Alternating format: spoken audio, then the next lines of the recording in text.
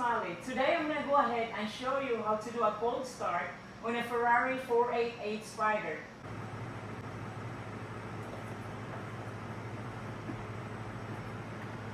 Unless you wonder what color this Ferrari, it is blue Tour de France.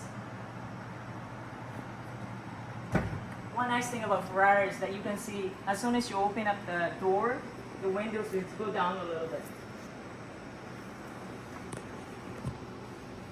Okay. So you're gonna have to press the engine stop button. Make sure you don't put your foot in the brakes. Let the components wake up. Wait for 5 seconds, and then put your foot in the brake. Hit the engine start button.